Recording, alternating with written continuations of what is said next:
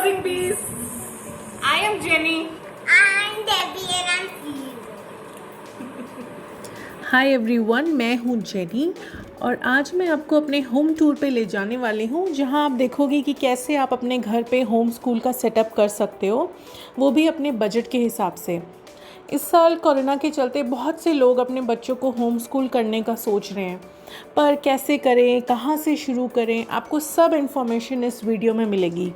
ये जो सेटअप आप देखोगे ये आप अपने घर में 2 से 6 साल तक के बच्चों के लिए कर सकते हो, क्योंकि अगर आपका बच्चा स्कूल जाता भी है तो भी वो सबसे ज़्यादा समय घर पर ही बिताता है। और अगर आप नहीं चाहते कि आपका बच्चा ज़्यादा टीवी देखे तो आप ये अपने बच्चों के लिए अरेंज कर सकते हैं। मैं आपको डिटेल में एक एक चीज़ कैसे सेट करना है बताऊंगी, पर उससे पहले आप सेटअप की एक झलक देखें। मैंने इस तरह अरेंज किया है। अरेंजमेंट या व्यवस्था बहुत ही ज़रूरी है, ये बच्चों को अट्रैक्ट करता है। अगर सब अस्त व्यस्त बिखरा पड़ा है तो बच्चा जल्दी से कोई भी चीज़ को नहीं उठाएगा। छोटे बच्चों के लिए ऐसा कुछ नीचे अरेंज करें ताकि वो आसानी से अपनी चीज़ों तक पहुंच सकें।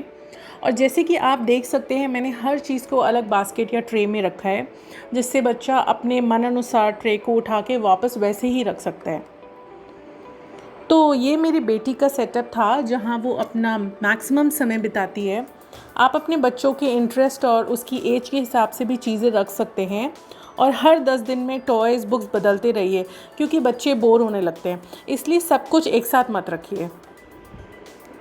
I teach my mom a setup for homeschooling, and then you must watch my video what Mama was saying and like everything. Stay tuned. अब मैं किस तरह अरेंज करना है उसके बारे में बात करूँगी। यदि आपके पास 2 या 3 रैक शेल्फ है तो आप उसका इस्तेमाल कर सकते हैं, या आप अपने पुराने फर्नीचर से ऐसा कुछ ले सकते हैं। इसमें से 2 हाथ से बने एजुकेशनल टॉयज़ हैं, जिसे आपने मेरे पिछले वीडियो में देखा होगा, और यदि नहीं तो ज़रूर देखें और अपने बच्चों के लिए ऐसा कुछ तैयार करें।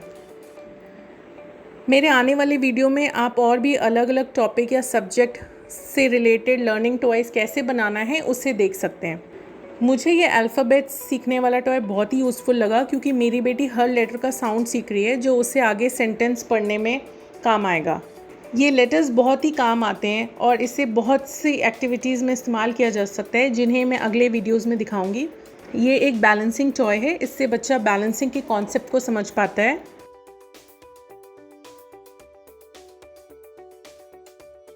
ये शेप सीखने और उसे कैसे सॉर्ट करना है उससे रिलेटेड टॉय है।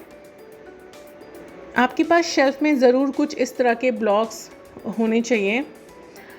मेरे अलग अलग शेप्स और कलर्स के हैं। बच्चे इससे बहुत कुछ सीखते हैं और सच में ये सब उनकी मैथ स्किल्स और क्रिएटिविटी को बढ़ाता है। मैं हर 10-15 दिनों में एक बार इन सभी टॉयज़ को बारी बारी उसके इंटरेस्ट के अनुसार बदलती रहती हूँ।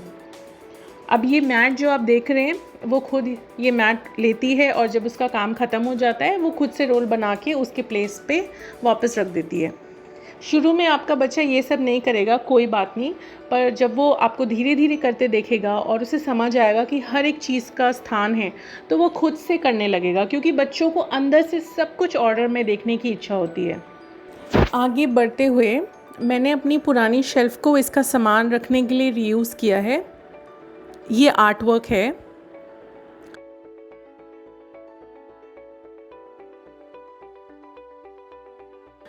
ये ऊपर वाली शेल्फ़ में मैंने इसको सिखाने से रिलेटेड आइटम्स या बुक्स को रखा है, और कुछ चीज़ें जैसे स्टैम्प, क्राफ्ट, पेंटिंग, स्टेशनरी रखा है।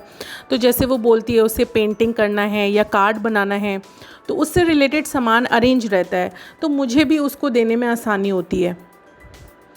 ड्रॉअर के साथ ये उसकी छोटी सी शेल्फ़ है जिसमें वो अपना सामान रखती है।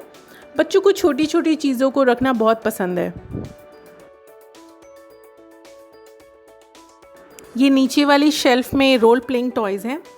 मैंने train set, kitchen set, doctor set रखा है। अगर आपके बच्चों को डॉल हाउस या टूल सेट पसंद है तो आप उसको एक जगह अरेंज कर सकते हैं। इस तरह की टॉयज़ में भी सिर्फ 2 से 3 तरह ही रखें, ताकि जब बच्चा किसी एक से बोर होने लगे तब वो वाला बदल के दूसरा रख दीजिए। अब ये डेबी का सबसे पसंदीदा सेक्शन है, उसे बुक्स बहुत पसंद है। मैंने इस तरह से अरेंज किया है ताकि कौन से सेक्शन में किस तरह की किताबें हैं, जैसे स्टोरी बुक्स अलग सेक्शन में हैं और मैं यहाँ से ही कुछ निकाल के अलग से 3-4 अरेंज करती हूँ। बेड टाइम स्टोरीज़ वाली बुक मैं अलग से उसके बेड के पास रखती हूँ। एक और इंटरेस्टिंग जगह है बात करने के लिए, आप एक जगह पर वर्ल्ड मैप लगा दो ताकि आपका बच्चा आसानी से पहुँच देख सके। बच्चों को अलग अलग कंट्रीज़ को जानने में बहुत इंटरेस्ट होता है। मैं कुछ वीडियोस कॉन्टिनेंट्स और वर्ल्ड मैप से क्या सिखाना है उस पर बनाऊंगी, जिससे आपका बच्चा एक्टिविटीज़ के ज़रिए खुद सीख सकता है। एक टेबल चेयर हो तो बहुत अच्छा है। यदि आपके पास नहीं है तो देखें कि क्या आप ख़रीद या बना सकते हैं।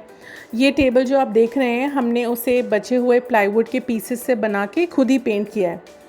हमेशा ध्यान रखें कि बच्चे का टेबल हमेशा खाली हो, ताकि जब वो कोई चीज़ उठा के उस पर करने लाता है तो वो आसानी से उस चीज़ पर फोकस कर सके। टेबल के बगल में मैंने अलग अलग टाइप्स के कलर्स, प्ले डो सेट और कुछ कलरिंग बुक्स रखी है, ताकि वह आराम से उठा के अपने टेबल पे कलर वगैरह कर सके। आप अपने बच्चे के इंटरेस्ट के मुताबिक 1 या 2 म्यूज़िकल इंस्ट्रूमेंट रख सकते हैं।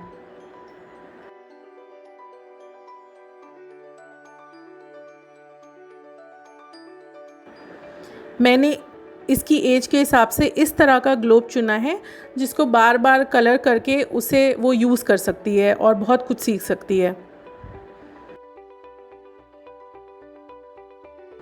इस तरह आप कुछ बुक्स रख सकते हैं जो आप सिखाना चाहते हैं या आपके बच्चे के इंटरेस्ट के अनुसार।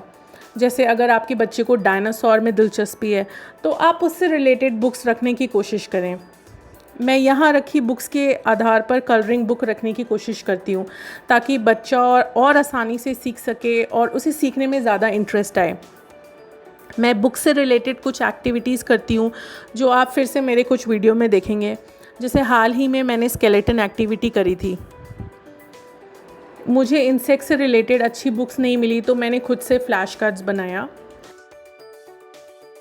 एनिमल्स या बर्ड्स की बुक्स चुनते समय ध्यान रखें कि उन बुक्स को ही खरीदें जिसमें रियल पिक्चर्स हों, ना कि कार्टून टाइप। नीचे कुछ एक्टिविटीज़ बुक्स हैं, जिसमें एक स्टिकर बुक और ड्राइंग बुक जिसका यूज़ वो पेंटिंग के लिए करती है। जब आप ट्रेसिंग या राइटिंग बुक चूज़ करें तो कुछ इस तरह का लें, जिसमें राइटिंग के साथ हर पेज पे कुछ ना कुछ इंटरेस्टिंग एक्टिविटीज़ हों, जैसे कि ये मेज़ एक्टिविटीज़ पे है, ताकि बच्चों को करने में इंटरेस्ट आए। कुछ ही महीने में वो खुद से ही ट्रेस और थोड़े लेटर्स लिखने लगी। मुझे उसको सिखाना ही नहीं पड़ा। मैं उसकी हेल्प तभी करती हूँ जब वो मेरी हेल्प मांगती है।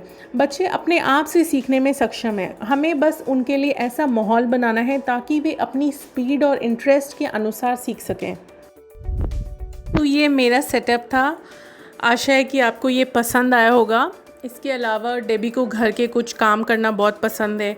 वो ज़्यादातर समय फ़िज़िकल एक्टिविटीज़ और प्रैक्टिकल लाइफ स्किल्स करती है। इसके ऊपर भी कुछ वीडियोस हैं जो आप देख सकते हैं। बाकी मैं इससे रिलेटेड और भी वीडियोस डालूँगी। यदि आपके पास इससे संबंधित कोई क्वेश्चन या संदेह है तो कमेंट बॉक्स में लिख सकते हैं। अगर आपको मेरा वीडियो पसंद आया तो प्लीज़ सब्सक्राइब, लाइक और शेयर करें। बाय।